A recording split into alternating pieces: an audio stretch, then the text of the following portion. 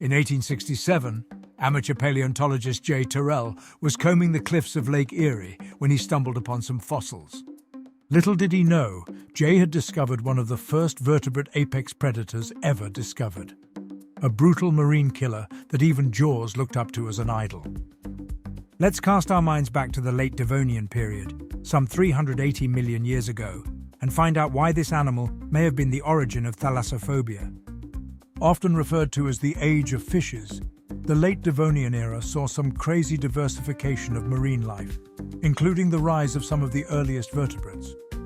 The first true sharks showed up, and lobe-finned fish, some of which would eventually give rise to the first land-dwelling vertebrates. Coral reefs flourished in shallow seas, providing habitats for a staggering diversity of organisms, including the guest of our video. Lots of the Earth's land during the late Devonian was focused in the southern hemisphere, leaving a monstrous ocean to the north called the Panthalassic Ocean. Also known as the Paleo-Pacific Ocean, it was the largest and most expansive ocean in Earth's history, surrounding the supercontinent Pangaea. It stretched from the equator to the poles, covering over 70% of the Earth's surface. This was a giant soup in which ocean life could go absolutely crazy.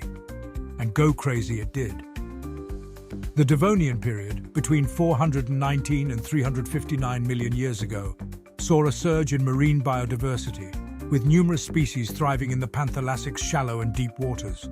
And while there were many predators around that would have sent shivers down your spine, predators like the early sharks Cladocylaki and Stethacanthes, or placoderms like Titanichthys, it is our guest, the Dunkleosteus, that was deemed one of the first vertebrate apex predators. And rightfully so, this thing was a swimming nightmare. Let's start at the business end. The head and the front portion of the Dunkleosteus's body, arguably the most important part of any animal, was encased in thick bony plates, forming a natural armoured helmet. The plates near the front of its head were the thickest, measuring 2 to 3 inches thick. That's about half the thickness of a megalodon tooth, providing nearly 100% damage protection from any of the other predators around at the time. The plates further down the body were generally thinner, around 1 inch thick.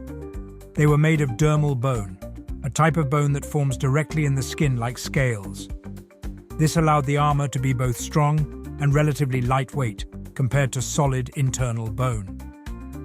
This design allowed Dunkleosteus to open its mouth wide for its signature powerful bite. Speaking of which, the jaws of this beast were absolutely terrifying. It didn't have teeth like most other modern fish do today. Instead, plates from the upper and lower jaw evolved to form blades on either side. Each of its jaws had 2 pointed fangs at the end, adding extra lethality to an already deadly set of gnashes. The blades essentially formed overpowered scissors, tearing flesh immediately and sharpening themselves against each other each time they did so. Whatever damage they didn't do, the fangs did the rest, gripping onto prey like a deadly vice. And we didn't call its jaws overpowered for no reason. Scientists have recently discovered that the Dunkleosteus had the most powerful bite of any fish to ever exist. More powerful than a T-Rex and even modern crocodilians, challenging some of the strongest bite forces of any animal. They could chomp down with over 1,000 pounds of force, maxing out at 8,000 pounds per square inch on the tip of one of their fangs.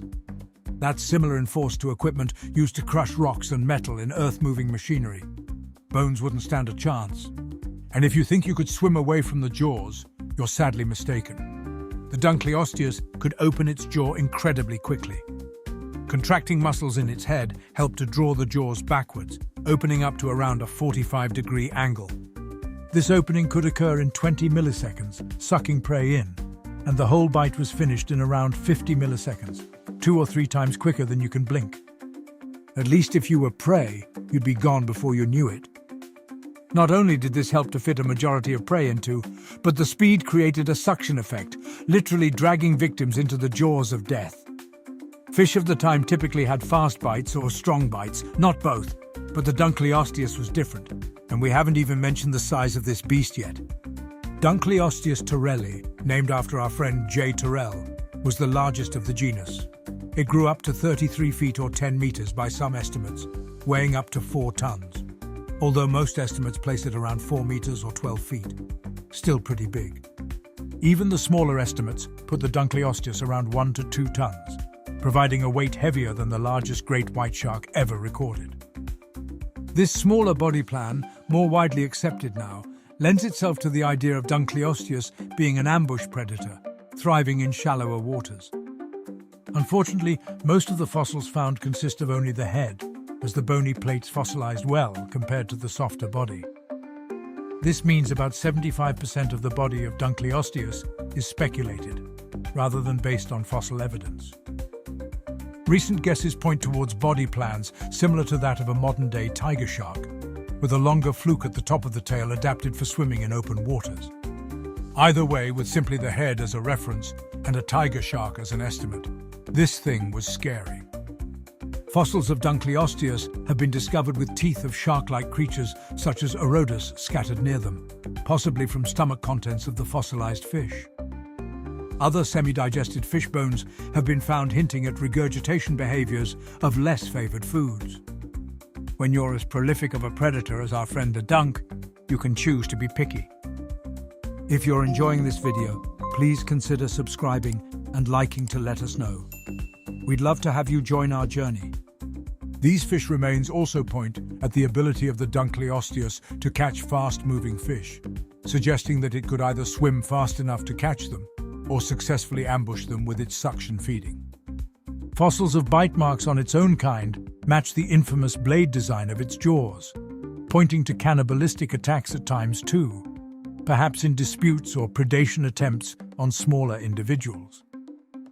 But there were other species that the Dunkleosteus may also have battled with. If one armored tank wasn't enough for thalassophobia, there were more competitors to add to the fear factor of the panthalastic. Onychodus was another large fish, up to 4 meters long, belonging to a group known as the spiny sharks. It had a rudimentary form of a shark's lateral line, the sensory system that picks up tiny movements in the water. This allowed it to locate fish in close proximity, meaning escaping it was tough. Its teeth were different to the Dunkleosteus. They were sharp, conical, and recurved, like modern sharks. This design meant that once it did grab you, you weren't getting out. And if sharks don't really scare you, Pterygotus might. While not a fish like the others, Pterygotus was arguably worse. It was a 3-meter sea scorpion, known as a eurypterid.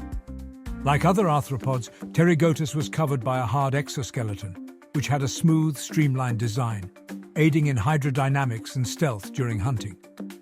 At the end of its body was a flat, paddle-like tail called a telson, which it likely used for propulsion, steering, or even as a weapon during encounters with prey or rivals. The most striking feature of Pterygotus was its massive spined pincers. Spines on the pincers would have made it difficult for prey to escape, and these claws were capable of delivering a strong, precise strike, disabling prey quickly.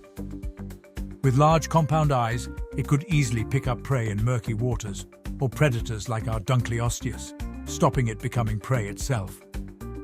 Other sea scorpions like Eusarchina utilize the other end of their body. While smaller, around 80 centimeters, it had a pointed telson instead of a paddle. Lacking pincers, it suggests that it used its tail more often than its pincers. Basing things off of modern scorpions, where the smaller the pincers, the worse the venom, it is possible that Eusarchina was also venomous. And of course, there were early sharks, as mentioned earlier.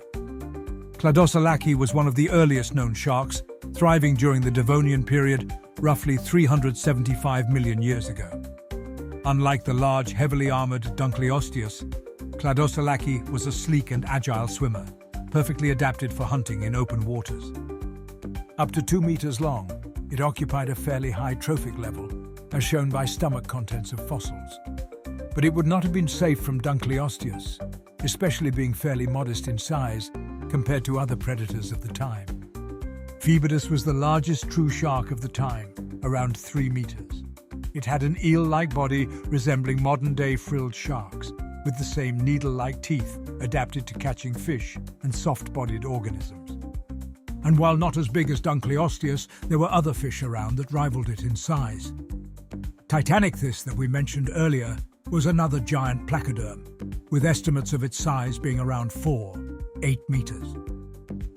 Unlike Dunkleosteus, It was adapted to filter feeding on the abundance of plankton around at the time. Picture a terrifying-looking whale shark, mouth open, swimming around in the open waters. While not a direct threat, it certainly would have added to the already scary oceans of the time. Unfortunately, or perhaps fortunately, the late Devonian extinction event caused catastrophic losses to ocean life, resulting in 90% of species becoming extinct, including all of our guests.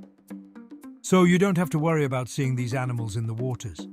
And amazingly, we could carry on about the Panthallassic Ocean. If your thalassophobia isn't maxed out, let us know down in the comments, and we can explore even more oceanic terrors of this time. But for now, like and subscribe if you've enjoyed this video, and we'll see you next time.